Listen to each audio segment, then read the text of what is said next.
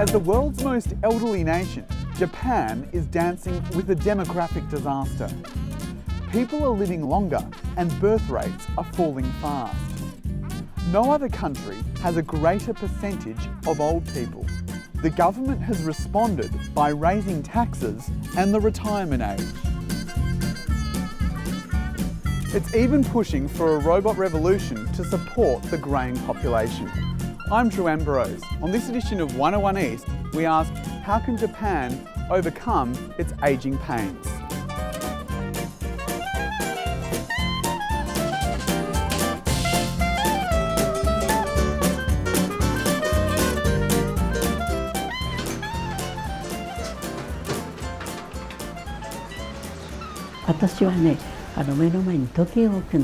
The kitchen clock is my friend because good soba noodles are cooked in 50 seconds. Using expensive flour is key.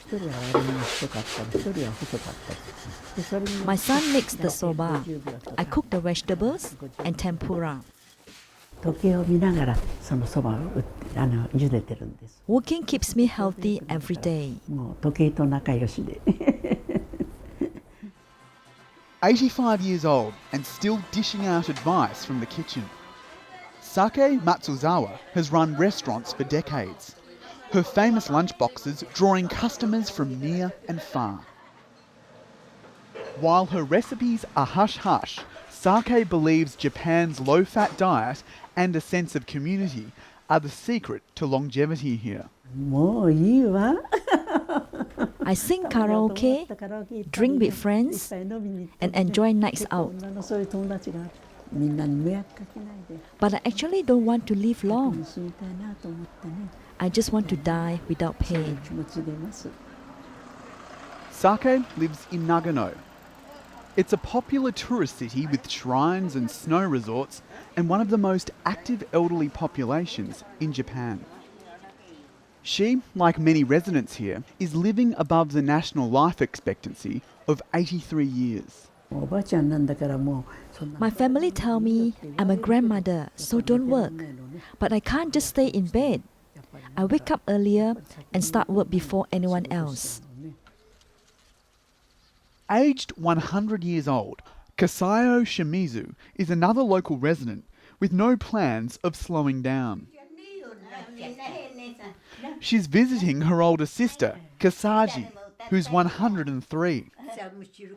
Despite all these years, they're never short of conversation. I think the secret to our longevity is good air.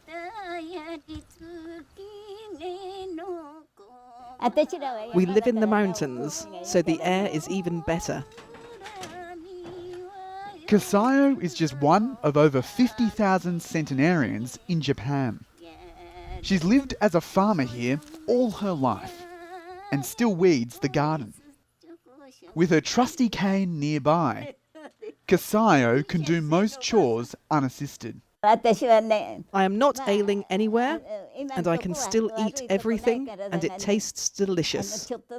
But if something bad happens, and I end up in heaven, I just hope my mother comes to pick me up.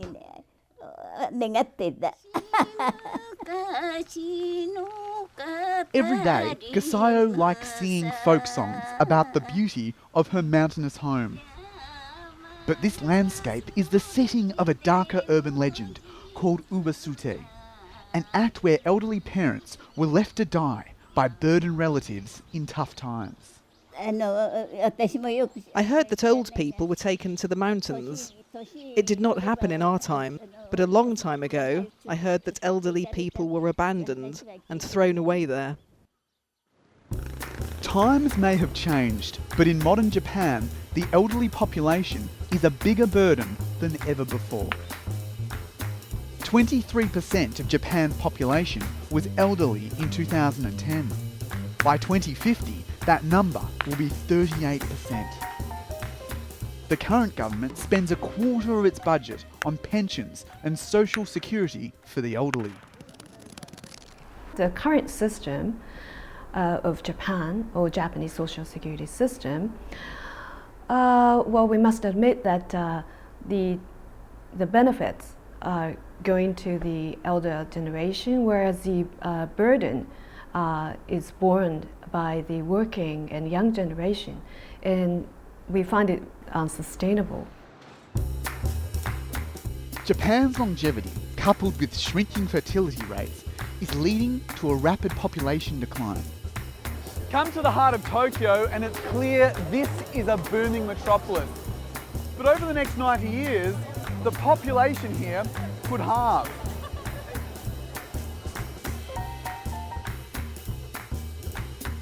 In the world's third largest economy, the working age population is disappearing fast.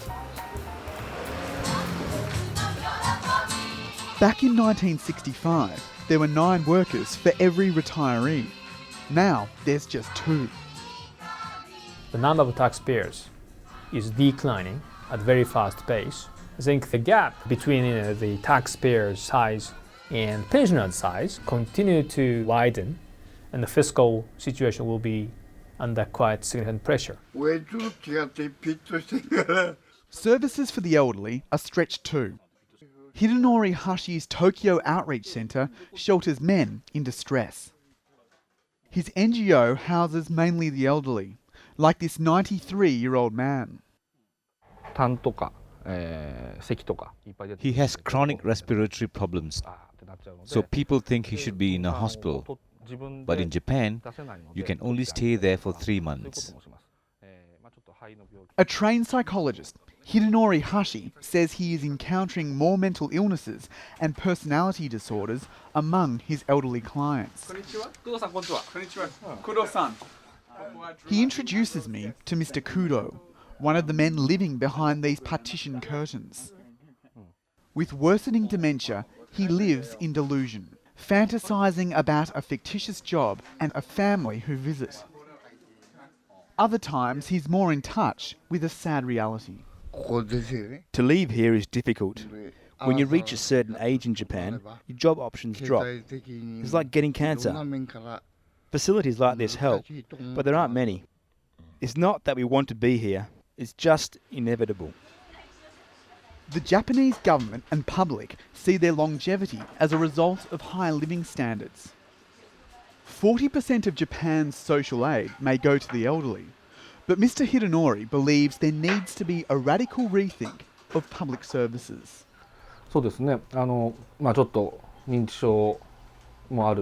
Even with government handouts, can an old man with dementia find an apartment? The answer is no. There's no safety net or facilities for the elderly. This government is slow at making decisions and can't cope with the aging population growth. Since the 1960s, Japan's elderly have paid only a small part of their medical care through a universal healthcare system.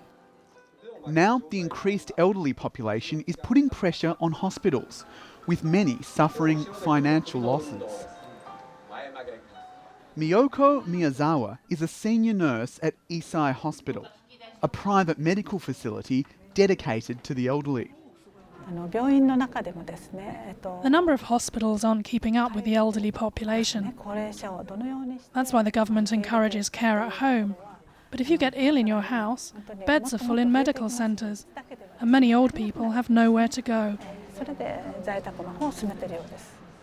Miyoko foresees funding cuts and staff shortages because of financial pressures on hospitals. She thinks the elderly should pay more. I'm 65, so I can understand the pressures facing elderly people. I feel anxious and wonder who will take care of me if I get ill. I hope there'll be a care facility that feels like an extension of my home.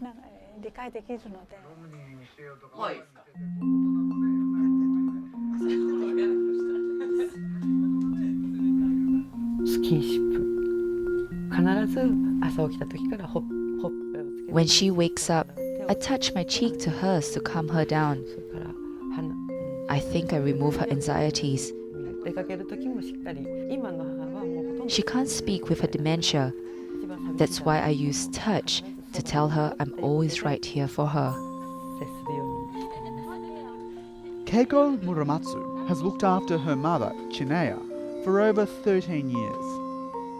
When she started as a home carer, she'd work 24 hours a day without any support. There were moments when I wanted to give it up. I have 2 brothers with wives, but I was the only person taking care of my mother. I felt I was the only person carrying this burden.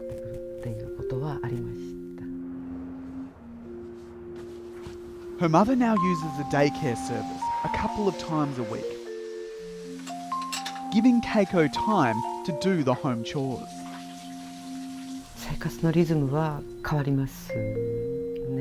The rhythm of your daily life changes. You accompany her at her pace, and your priority is to ensure she's secure. With help from her adult daughter Fumi, they make early dinners for Chinea and keep her stimulated. She hopes Fumi doesn't have to care for her in the same way. Before, I could go out freely, but not anymore. Fewer friends visit too, so carers tend to get isolated. For men, seen as traditional breadwinners in Japanese society, the adjustments and pressures of caring drive some males to breaking point, even violence. Itsuyo Kandatsu admits he abused his elderly father. My father was severely depressed. He wanted to be beaten, and he would tell me to kill him. He'd find ways to make me angry. For example, he couldn't walk by himself, but when I was away, he would go to my bag and rip up my work documents.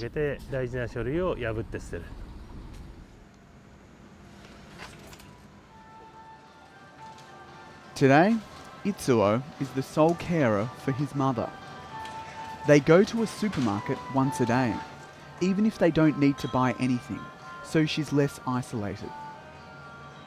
His mother refuses to go to a retirement home and is often moody, but Itsuo cares for her partly to deal with his own guilt. It makes me want to kill myself when I remember what I did.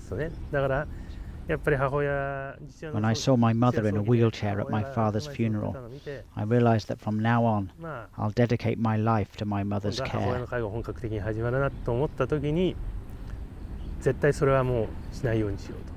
Many caregivers give up their full-time jobs. Itsuo works freelance and has lost chances to advance a once promising insurance career. Through this self-help group, he receives support and can talk about the challenges of caring. Some Japanese men don't know where the dishes are or how to make instant noodles. Mothers change a baby's diaper in the families. So it's difficult for men like me to help parents go to the bathroom. At 51, Itsuo remains single and sees the group as his only chance to socialise. Elderly people living alone is becoming a problem. What can we do about it? I think I'll be living on my own. If my health fails, then I have to think about my options. Today, an estimated 3.8 million elderly Japanese live alone. On the streets near Hidenori Hashi's outreach centre, many live in low-rent housing. Many elderly people live alone because they have no family support. 30 years ago, sons and daughters would live with the elderly parents, but that's not happening anymore. Others don't want to be a burden on their children.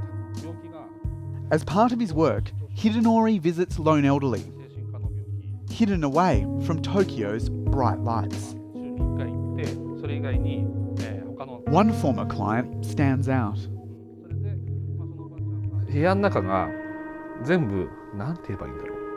When I looked in his house, his entire room was covered in brown reddish dust. He just ate miso paste and rice.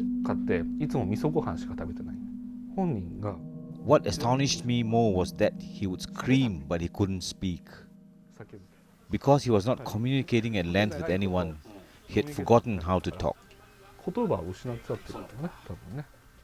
Tonight, he's visiting Mrs. Tanaka. Her son is in rehab for a drug addiction. Her husband had a stroke and remains hospitalised long term. I'm lonely. I'm not used to being suddenly alone. She's lucky to have Hidenori. Many lone elderly die and aren't found for days, weeks, or even months. Still, Mrs. Tanaka is worried about her dementia and declining health. My legs and eyes are bad. I cannot walk far. I wish I had friends to have tea with. That's all I ask for.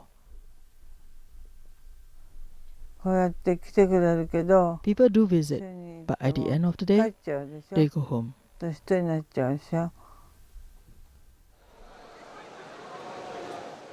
To address these emerging social problems, Japan is embracing new technology. This is Robot Week, a convention where manufacturers sell innovations aimed at an elderly market worth $1 billion a year.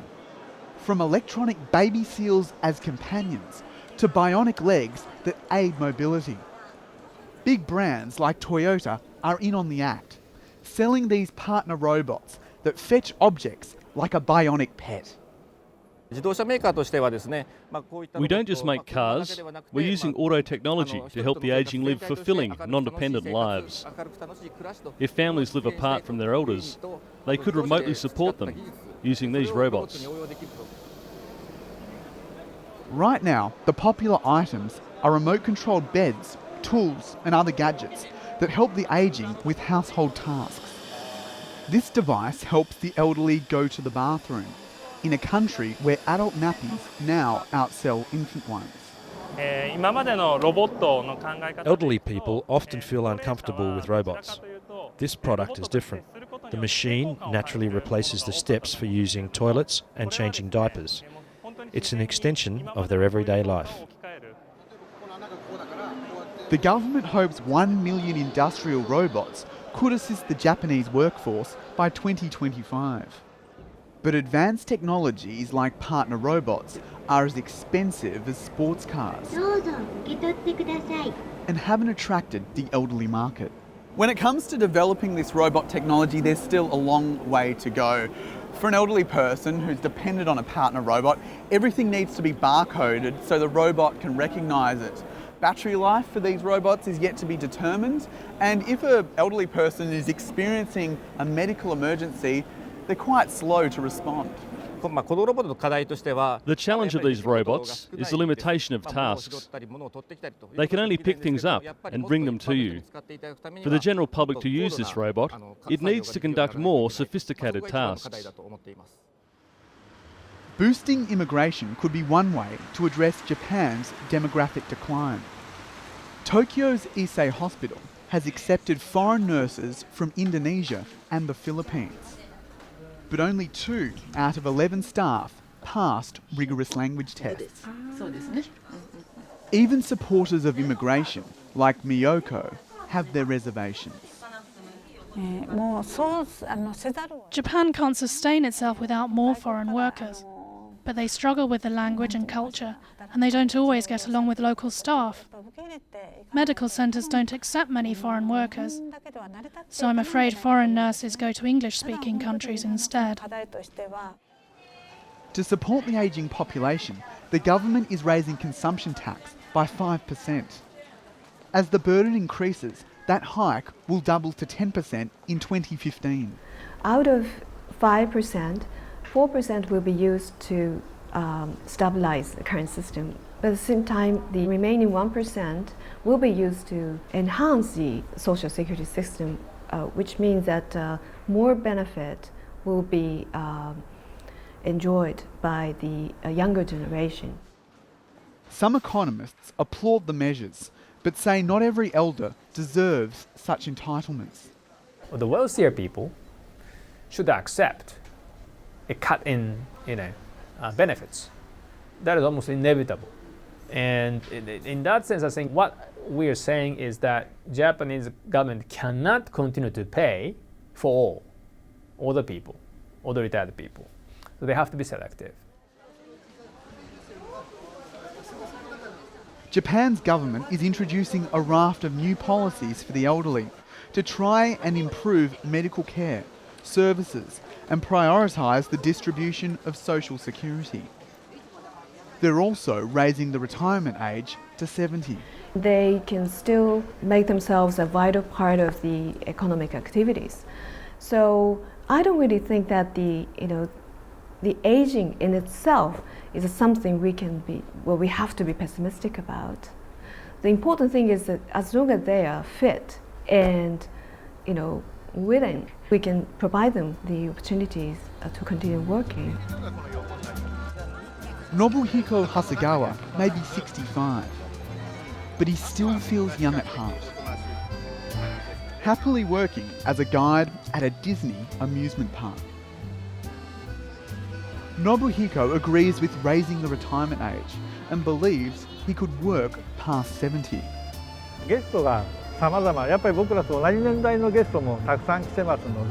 Many guests are around my age and ask me questions instead of younger staff members. They find it easier talking to me. After I gave directions to one senior couple, the wife told her husband, "This is your age. If he can do it, you can work too."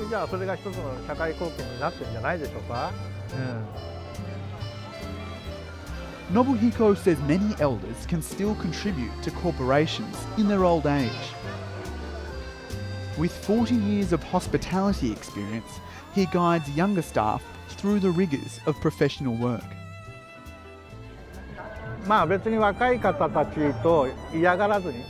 I think we learn from one another. The company instills discipline in staff, and I certainly correct younger staff on their manners. In return, I learn about the newest fashion trends from them. For example, clothing.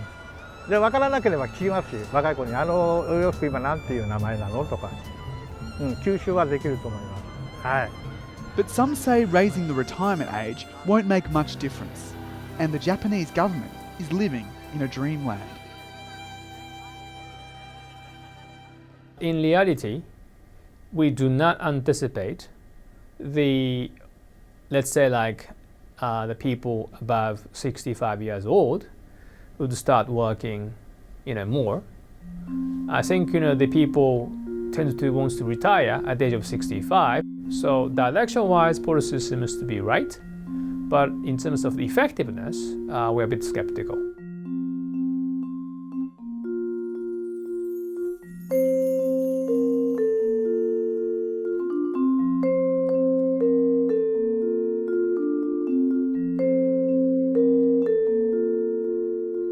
Increasing longevity is a sign of a healthy society. But by 2050, more than 60 countries will have large ageing populations like Japan.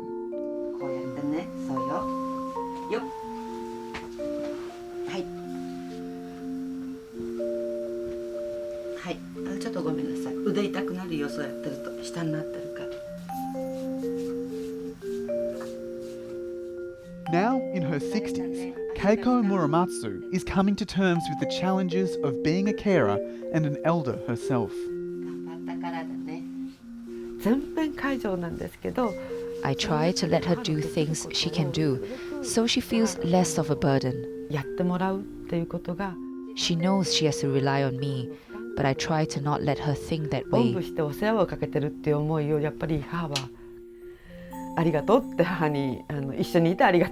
I always thank her for being with me, thank her for staying well.